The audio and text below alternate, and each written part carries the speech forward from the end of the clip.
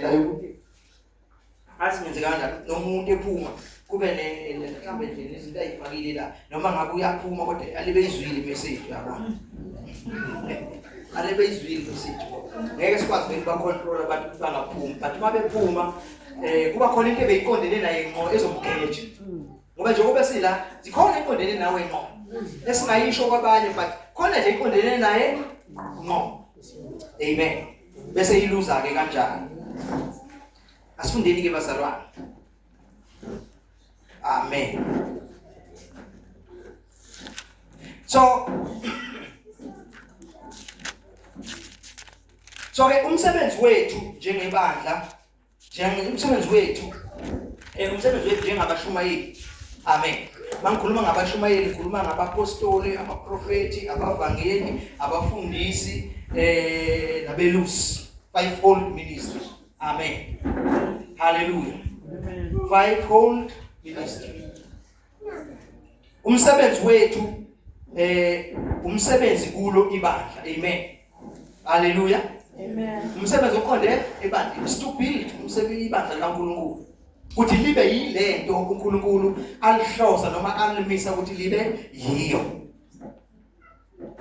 Umsebenzi wethu omkhulu yiloyo. Umsebenzi wethu omkhulu akusikho ukubonakala sinamandla okwenza ama healing miracles yonke lento kuhle uNkulunkulu mayeyenza because uyayenza nje kufundiswa kunjalo. Amen. But umsebenzi omkhulu siqikelele siqophele ukuthi senza lokhu uJesu athi mayehleze ezulwini esibheka athokoze na. Amen. Hallelujah.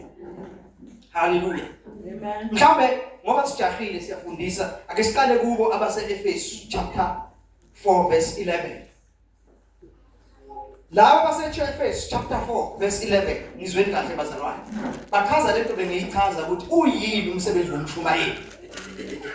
Uyini umsebenzi wani? Umshumayeli.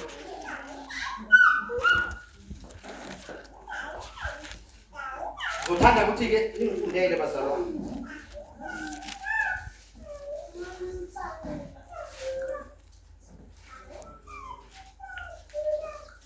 Angizugijima ngoba sijahile. Amen. So manje la isima go. Nguyena futhi owanika abanye ukuba babe ngabapostoli, abanye abaprofeti, abanye abavangeli, abanye abelusi nabafundisi. Yeah. Ukuze abangcwele bapheleliselwe umsebenzi wokukhonza. Mana uyezwa ukuthi why kunabapostoli kunabaprofeti kunayo yonke lento esibaliwe. Amen. Izipho lezi eziphiwe uJesu epha ini ibandla. Uthi kukhona la lezi zipho lezi lama fivefold ministry ikholela ukuthi ukuze abangcwele kuze abanjani Abangcwele benze njani bapheleliselwe umsebenzi wokukhonza. Angazi umuyezwe yini. Amen. Njengoba ngila ngizokwenza nina ukuthi nipheleliswe kulomsebenzi esimiselwe wona. Ngoba umsebenzi womuntu nomuntu, umsebenzi wethu futhi njengebandla, umsebenzi wokukhonza. Amen bazalwane. Umsebenzi wethu uNkulunkulu usimisela ukuthi simkhonze. Hallelujah. Simisela ukuthi simkhonze. Angisezugxila ukuthi why kufanele sigxile ekukhonzeni kukhonza uNkulunkulu akhonzwe yibandla, akhonzwe abangcwele na ngoba sengikhulume ngako kaningi. Amen. Qhubeka sindi. Kwakhiwe umzimba kaKristu. Yezwa. Uthi ngamagama injongo kaNkulunkulu akwakhiwe ini? Umzimba kabani? Yini umzimba kaKristu? Yiba. uNkulunkulu ayibhekile kwakhiwe ibandla na noma kwenziwa ishofofu noma khona kuye kwenziwayo. Athi yena ubheka ukuthi liyakhiwa yini ini ibandla. Kuzibandla mase lakhiwe likhule likwazi ukureacha yonke indawo. Likhule likwazi ukureacha yonke indawo, likhule futhi ekukhonzeni uNkulunkulu ngendlela efanele. Amen. Kubeka sindi Size sifinyelele sonke ebunyeni bokukholwa. amagama ibandla fanele lakhiwe kuze kufinyelele lapha khona indlela okukhonzwa ngayo sibe nobunye ibe indlela eyodwa. Amen bazalwane. Siyazi ukuthi emabandleni kukhonzwa ngendlela eziningi ezihlukene. Amen. Amen.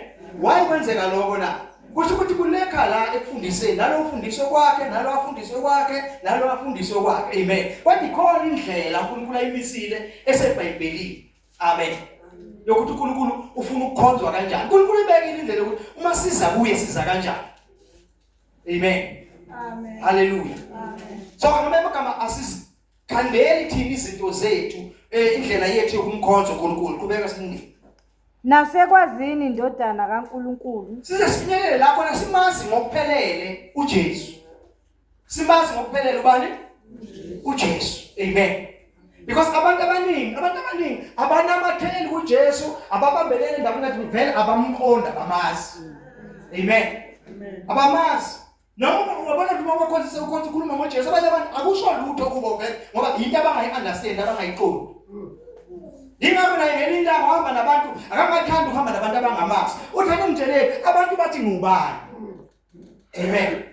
Mtshele ukuthi abantu bathi bayasho ukuthi abantu bathi uJeremiya, uEliya, abathi mhlawumbe ngomunye wabaprofeti. Uthi okay, nina ke ngihamba nani? Nithi ngingubani?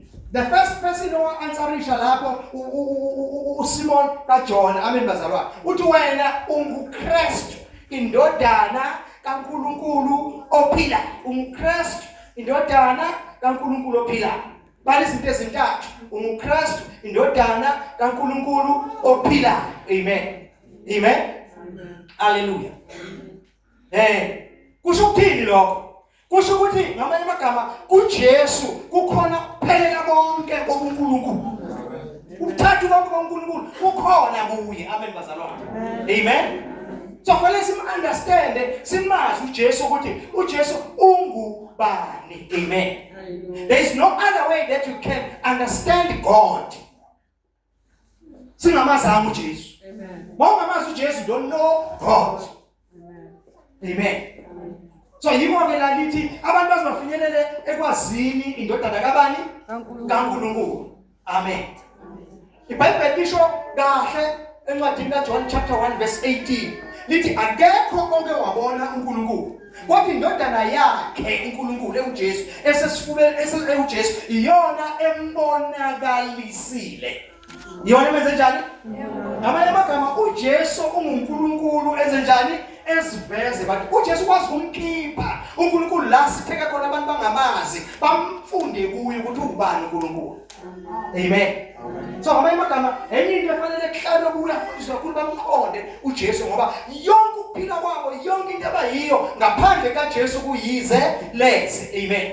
So kufanele bamqonde bamazi bahlale kuye banamathele kuye because uma behleli kuye benamathele kuye abanaboniwa lutho. Amen. Hallelujah. Qhubeka sindini. Ukuze singabe sisaba izingane. Injongo yokuthi ibandla lifundiswe ukuthi lingabi nobuntwana. Qhubeka. Sishukunyiswa okwamaza. Kusho ukuthi lingabi nobuntwana ukuthi lihambe nokukhamba komunye namhlanje esho lokho nigijime naye. Khamba kokumunye kusasa asho lokho nigijime naye. Akhamba komunye kusasa asho lokho nibe stable nikwazi okuyikhona bona. Amen. Amen. Phinde ufunde futhi lapha. Ukuze singabe sisaba izingane, sishukunyiswa okwamaza, sipheshulwa imimoya yonke yezifundiso ngenkohliso. So singapheshulwa imimoya yonke yezimfundiso ngani? Ngenkohliso. Already that tells us ukuthi umsebenzi wami njengoba ngila is to teach you izwi kaNkulunkulu eliyiqiniso lesibazalwane. Amen. Umsebenzi wami is to teach wena izwi kaNkulunkulu, ufundise ngezwi likaNkulunkulu. Mangufundisa ngezwi kaNkulunkulu, so uba umuntu okwazi ukuzimela noma ngikhona noma ngingekho, awurelayile kumuntu, uzimele ngeqiniso lazini.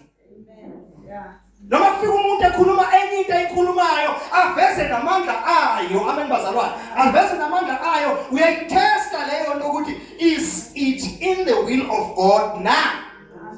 But we test ngani ngoba we test ngoba wazi izwi. Yonke into noma ingavela ngamandla angakanani. Amen. Uma ngabe uphikisana nezwi likaNkulunkulu, already you know ukuthi awukwazi ukuhamba nale mfundiso, awukwazi ukuhamba nalo moya because uSathane usuke ezokutshontsha. Because umsebenzi wakhe is to steal. Why he steals you? He steals you so that he akwazi ukubulala. Why bulala? Ufuna ukubulala, akadinga ukubulala, ufuna just to destroy. Okwenza njani? Destroy.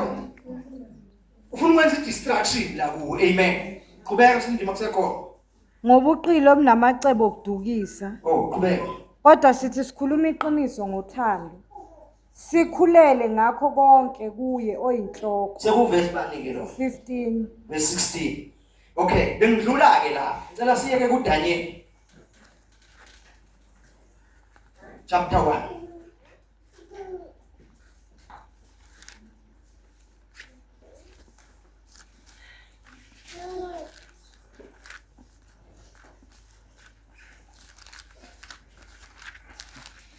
Yamthola? Funda masumthuli.